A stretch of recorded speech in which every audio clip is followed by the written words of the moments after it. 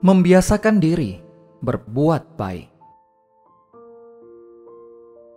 Pada dasarnya, semua keberhasilan memerlukan latihan atau kebiasaan. Tidak ada orang yang berhasil begitu saja tanpa melalui proses latihan secara bertahap. Orang berhasil karena terlatih, dan orang bisa karena terbiasa. Begitu juga dalam agama Buddha. Untuk dapat benar-benar memahami ajaran Buddha, diperlukan latihan secara terus-menerus. Memahami Dhamma tidak bisa dicapai secara instan. Buddha sendiri juga melatih diri sampai beribu-ribu kehidupan untuk dapat menjadi seorang Buddha. Latihan yang terus-menerus inilah yang menjadikan seseorang terlatih dan terbiasa. Untuk menjadi baik, seseorang harus sering berbuat baik. Bagi yang terbiasa berbuat buruk, berbuat baik serasa sangat berat. Namun, bagi yang sudah terbiasa berbuat baik tidaklah sulit. Belajar dan mempraktekkan Dhamma ajaran Buddha juga begitu. Praktek Dhamma akan terasa sulit bagi mereka yang tidak terbiasa, namun terasa mudah bagi mereka yang sudah terbiasa. Makanya, Buddha selalu menganjurkan umatnya untuk selalu melatih diri di dalam kebaikan atau membiasakan diri untuk senantiasa berbuat kebaikan. Perbuatan baik yang dilakukan secara terus-menerus akan menjadi kebiasaan. Kebiasaan berbuat baik inilah yang menjadikan seseorang menjadi orang baik. Pada intinya, baik dan buruknya seseorang dapat dilihat dari kebiasaannya. Orang yang biasa berbuat baik disebut orang baik, sementara orang yang terbiasa berbuat jahat disebut sebagai orang jahat. Buddha berkata bahwa apabila seseorang berbuat bajik, hendaknya ia mengulanginya lagi dan lagi. Sukailah perbuatan bajik tersebut, karena memupuk kebajikan sungguh membahagiakan. Kata punam-punam atau lagi dan lagi adalah syarat untuk menjadikan seseorang terbiasa di dalam berbuat kebajikan. Selain itu, seseorang juga harus menyukai perbuatan-perbuatan bajik agar ia mau melakukannya lagi dan lagi. Ketika seseorang gemar berbuat bajik, maka sesungguhnya ia sedang memupuk kebajikan yang akan membuatnya memperoleh kebahagiaan, baik di kehidupan ini maupun selanjutnya. Berbuat baik akan terasa menyenangkan bagi mereka yang sudah terbiasa berbuat baik. Ketika seseorang sudah merasakan manfaat dari berbuat baik, ia menjadi bahagia dan selalu ingin melakukan kebaikan-kebaikan. Ia akan menolak untuk melakukan perbuatan yang tidak baik, bukan karena takut atau karena iming-iming. Orang yang sudah terbiasa berbuat baik akan melakukan perbuatan-perbuatan baik dan menghindari perbuatan-perbuatan buruk atas dorongan kehendak masing-masing. Pikirannya selalu dipenuhi dengan hal-hal yang positif, sehingga apa yang dilakukannya pun juga perbuatan-perbuatan yang bermanfaat. Sebaliknya, bagi orang-orang yang terbiasa berbuat buruk, berbuat baik sangat terasa berat dan tidak menyenangkan. Orang yang terbiasa marah-marah rata-rata sulit untuk menahan diri untuk tidak marah dan bersabar dengan kondisi yang ada. Orang yang terbiasa mabuk-mabukan terasa berat untuk berhenti. Hal itu disebabkan karena kebiasaan.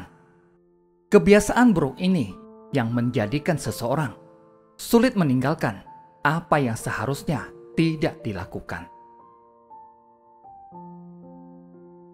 Tentu saja manusia awam bukanlah manusia sempurna yang tidak pernah melakukan kesalahan atau kejahatan. Namun, seharusnya kejahatan tidak boleh dilakukan sebagai kebiasaan dengan dasar menyenanginya. Dhamma adalah latihan. Dhamma melatih seseorang untuk selalu berbuat baik dan meninggalkan perbuatan-perbuatan yang buruk. Memang itu tidak bisa merubah secara instan. Tapi, kalau dilakukan secara terus-menerus, merubah kebiasaan buruk menjadi baik bukanlah hal yang tidak mungkin.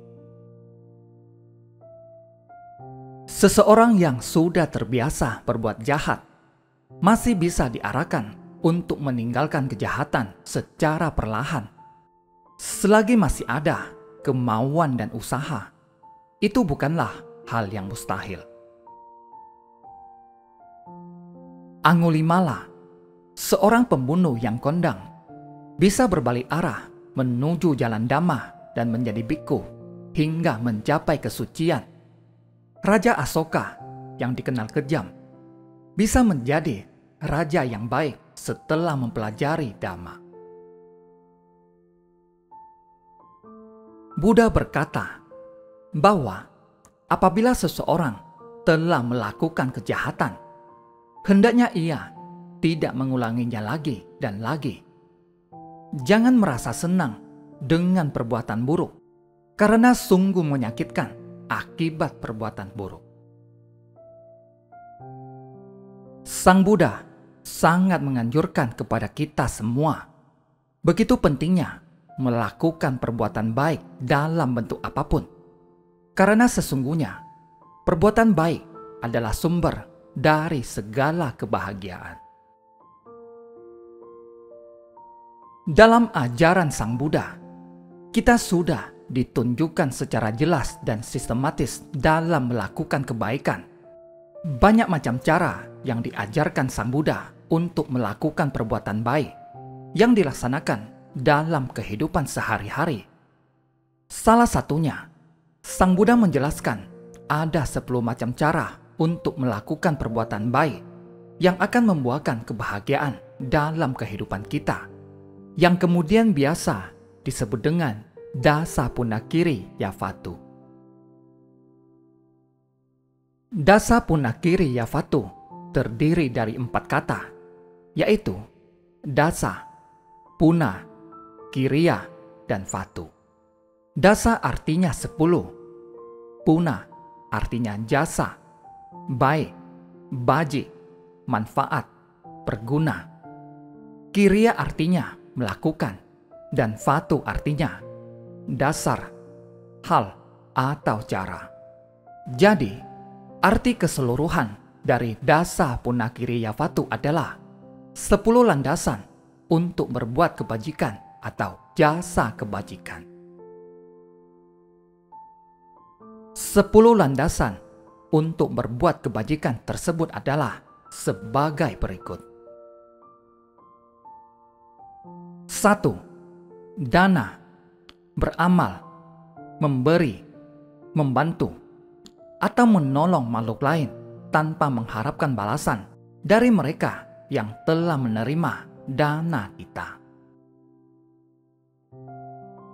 Sang Buddha mengatakan bahwa orang yang telah berbuat baik akan mengalami kelahiran kembali di alam bahagia, seperti di antara para bangsawan, para brahmana, para perumah tangga yang makmur, bahkan di alam surga Tusita atau di alam Yama. Seorang pelaku kebajikan tentu akan membawa pengaruh terjadinya perubahan yang lebih baik di berbagai situasi. 2. Sila, moralitas, adalah pengendalian ucapan dan tingkah laku. Kemoralan yang paling dasar adalah dengan menghindari pembunuhan makhluk hidup, pencurian, selingkuh, berbohong, dan mabuk-mabukan. Sang Buddha menyebutkan ada 5 manfaat yang diperoleh bagi siapa saja yang melaksanakan sila, yaitu kemudahan mendapatkan harta kekayaan yang melimpah melalui usaha yang giat, reputasi atau nama baiknya tersebar luas, termasyhur namanya di dunia hingga di alam surga. Tiada rasa canggung, penuh percaya diri jika bertemu atau bergaul dengan para bijaksana. Kemanapun ia pergi, banyak orang menghormati. Meninggal dengan pikiran tenang dan secara otomatis karena moralnya baik, ia terlahir di alam yang lebih baik atau surga. Dengan moralitas itu pula, ia mampu mencapai padamnya kilesa, lenyapnya keserakahan, kebencian, dan kegelapan batin, sehingga kesempurnaan nibbana dapat terrealisasi di sini dan kini. 3. Bhavana, pengembangan batin atau meditasi. 4. Apacayana, menghormati mereka yang lebih tinggi dari kita dari segi usia, moralitas, integritas, kebijaksanaan, dan lain-lain. 5. Veyavaka, melayani, menolong, membantu melakukan perbuatan baik yang bermanfaat bagi orang lain. 6. Patidana, membagi jasa baik atau kebajikan dengan makhluk lain, khususnya kepada makhluk-makhluk di alam menderita yang memiliki hubungan karma dengan kita. 7. Patanumodana, bergembira atas kebajikan yang telah dilakukan orang lain. 8. Dhammasavana, mendengarkan Dhamma. Mendengarkan Dhamma adalah perbuatan baik. Karena itu, pada saat mendengarkan Dhamma desana, hendaknya dilakukan dengan benar dan sungguh-sungguh agar mendapatkan manfaatnya. 9. Dhamma desana, membabarkan Dhamma yang merupakan ajaran dari Sang Buddha.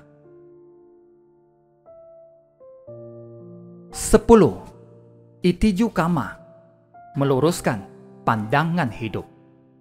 Hal ini adalah kebenaran dengan cara pandang kita, yang semula tidak mengakui adanya akibat dari perbuatan baik dan buruk, kemudian menjadi sadar tentang akibat perbuatan baik dan buruk, dan sebagainya.